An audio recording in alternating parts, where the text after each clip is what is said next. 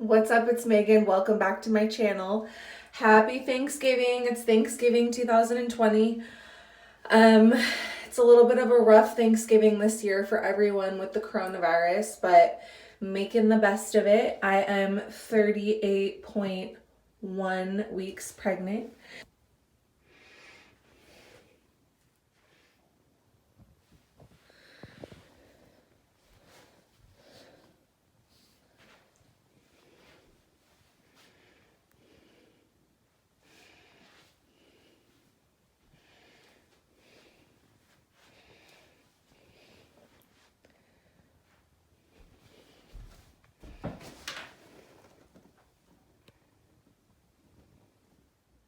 Figured I would do the video in her nursery.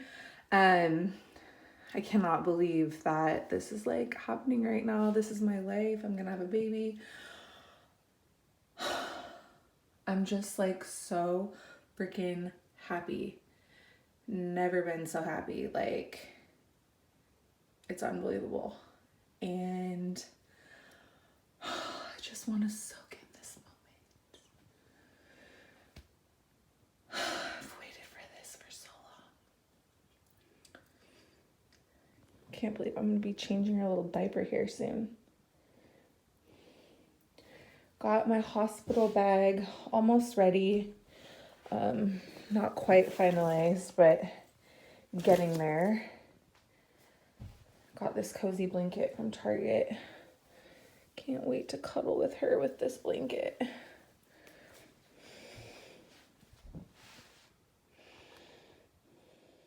So this is her bows. This is like ridiculous. Seriously. Oh my gosh.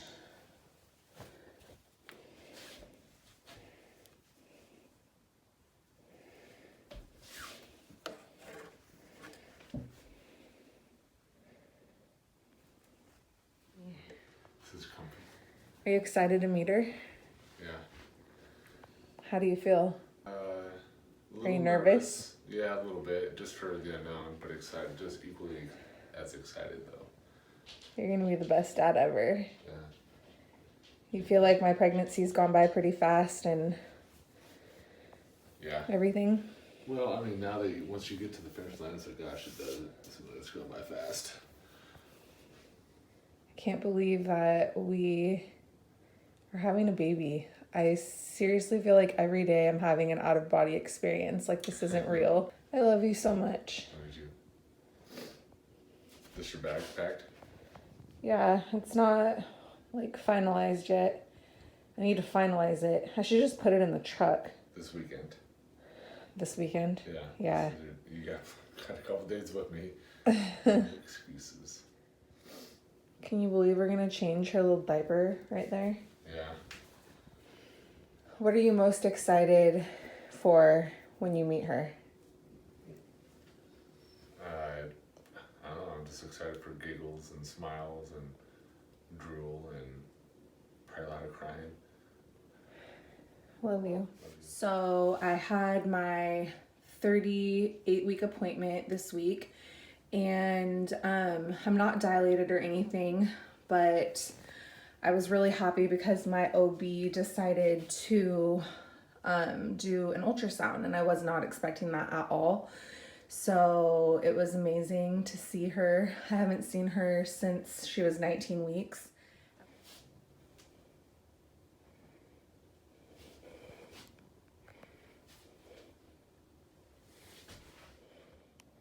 I got my hospital bag packed. I got her car seat ready and her boppy pillow. And I'm so glad. I would have totally forgotten this, but something made me remember to grab it the other day. And as of tomorrow, I'm 39 weeks pregnant. These pants used to be so big on me, and now they're freaking skitch ass tight. I'm getting to the point in my pregnancy where I'm excited to start getting my fitness back on and get my body back. Because having a belly this big is something else, but I absolutely love it. I'm still going to enjoy it all I can. until she gets here.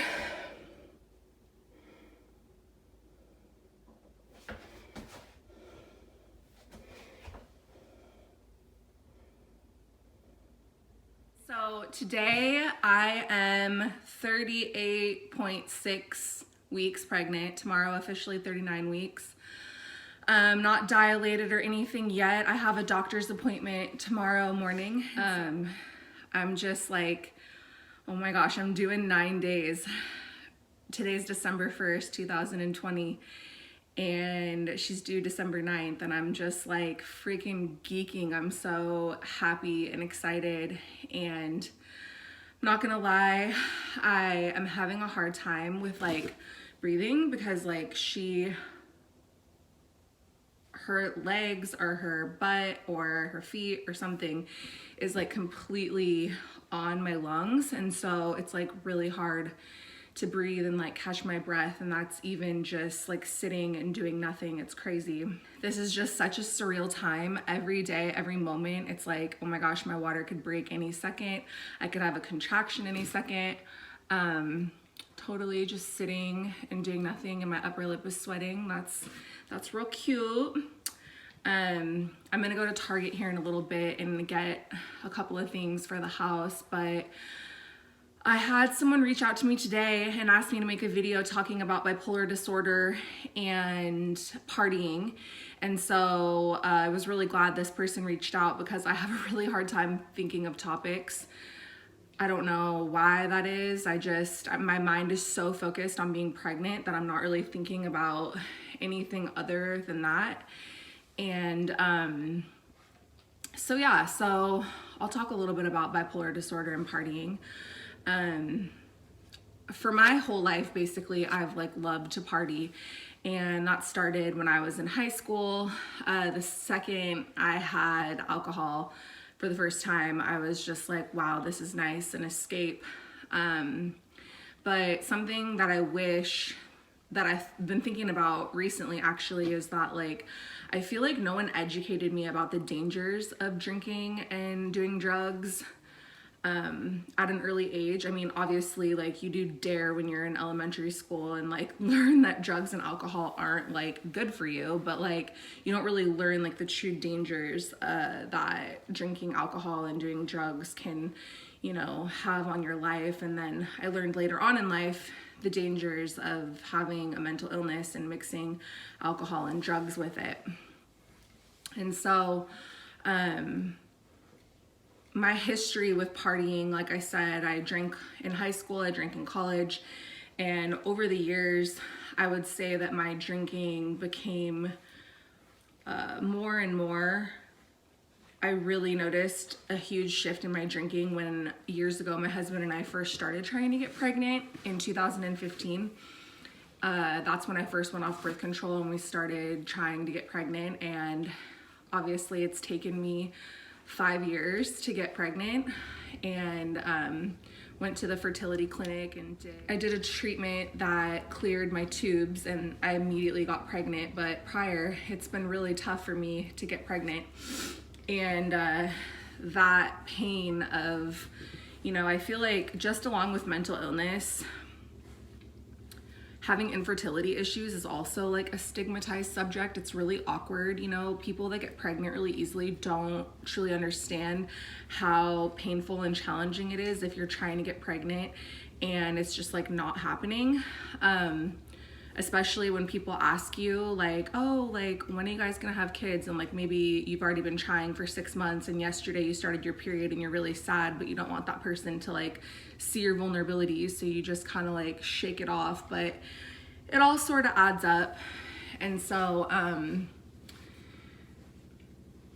I remember when I first went through my suicidal depression, and I had an appointment with my psych nurse that I was seeing at the time, and she prescribed me an antidepressant, and one of the first things I said was like, can I still drink?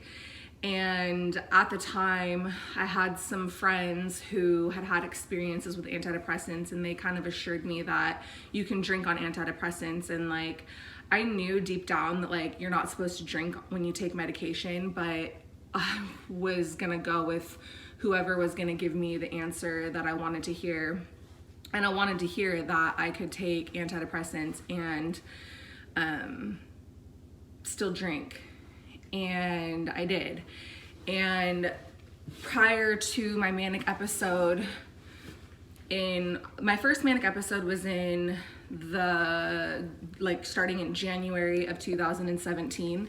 And my birthday is New Year's Eve, and I remember going in a couple of days before my birthday, and I said to my psych nurse, like, can I drink on my birthday? And she was like, if you can handle it in moderation.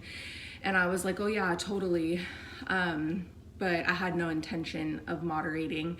And then with me being manic, the drinking got worse and worse. And I don't know, like with being pregnant, I haven't really been wanting to talk about my sobriety as much, like on my Mind Bar Instagram page. That's kind of like why I started the page, is to talk about my struggles with drinking alcohol and to have a way of staying accountable. But ever since I became pregnant, I just haven't really been interested in that at all. I don't know, it just doesn't seem appealing to talk about.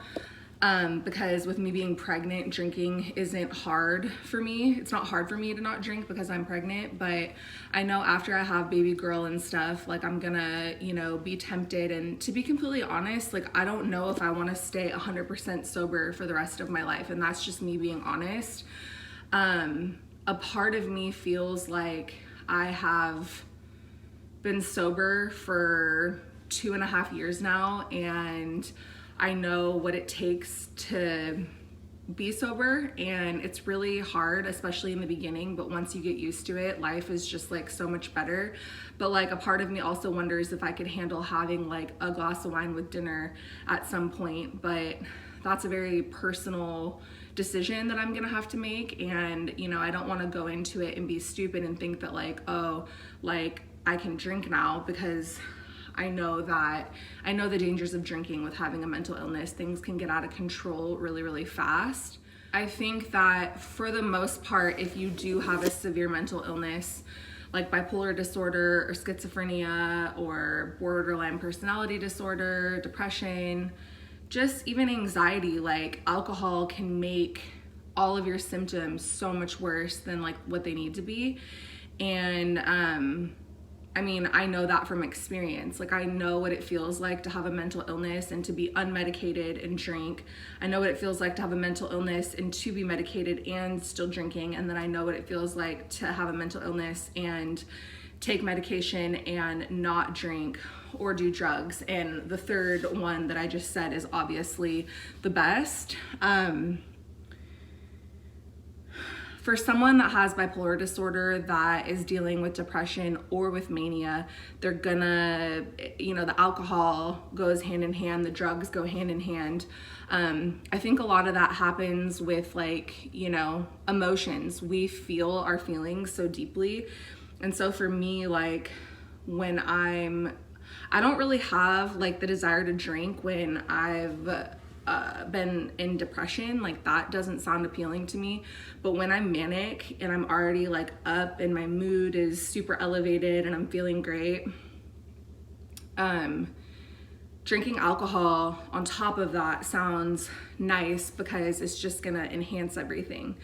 But again, if you have a mental illness, it's very dangerous to do. And if I'm gonna be straight and to the point, very cut and dry, my best advice to someone that has a mental illness is to completely not drink.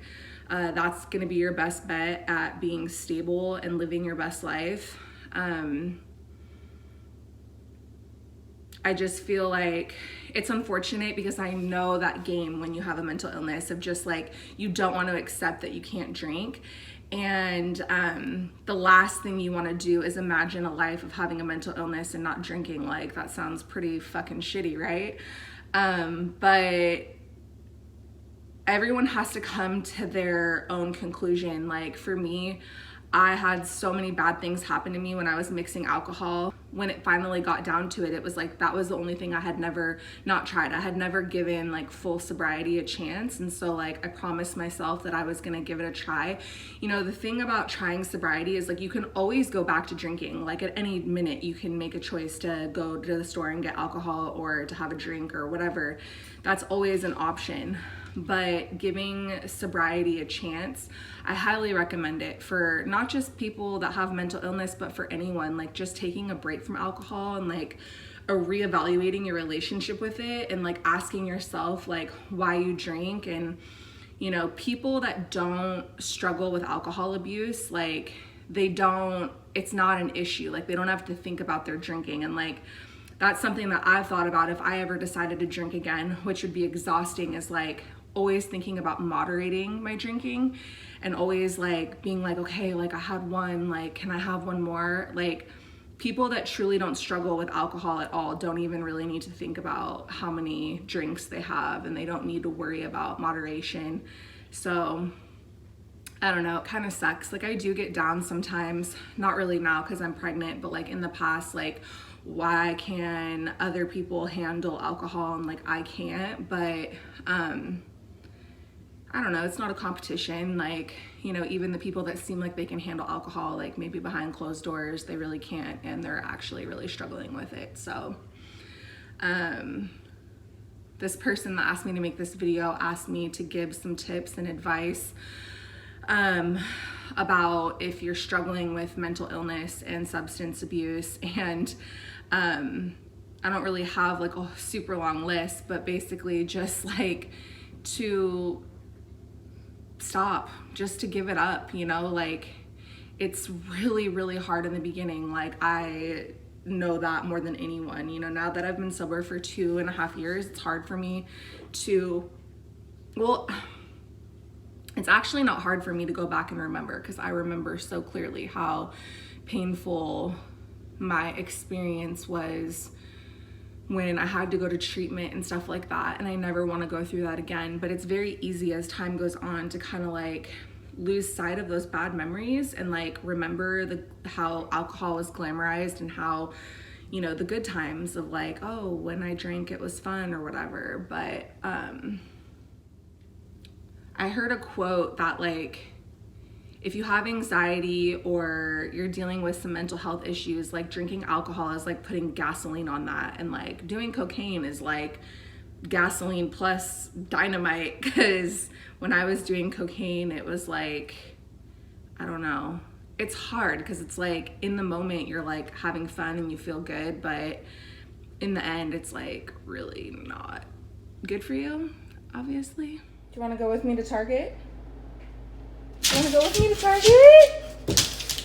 Are you so excited? Are you so excited? I love you, you little pumpkin butt. I love you. It is December 7th, 2020, and I just had my last checkup for the baby. I am 1 centimeter dilated, and so I asked the doctor to do a membrane sweep. And now I'm spotting a little bit, which freaked me out because I haven't like seen blood or anything, sorry, that's disgusting, since March when I had my last period. So I kind of freaked out, and they said that that's normal. So anyways, I'm heading home now to go take a shower and maybe do some laundry and just kind of relax and see what happens. I live about 45 minutes away now from my hospital, so like a dumbass, I didn't bring my bags or anything down here. I just didn't feel like it was necessary, but you know, it would just be wild if I went into labor and then someone had to go to my house and bring me my hospital bags. So anyways, wow, things could really be starting here pretty soon, so we'll see. Well, it's happening. It's December 9th, 2020, and it's her due date, and she's very punctual because I cannot believe that I'm sitting here in the delivery room on her due date, and I just know she's gonna come today. punctual little gal, isn't she? You excited? Yeah. Sweet mask, double masking it. I know. It's the law. I'm a ruthless animal. You're a dork.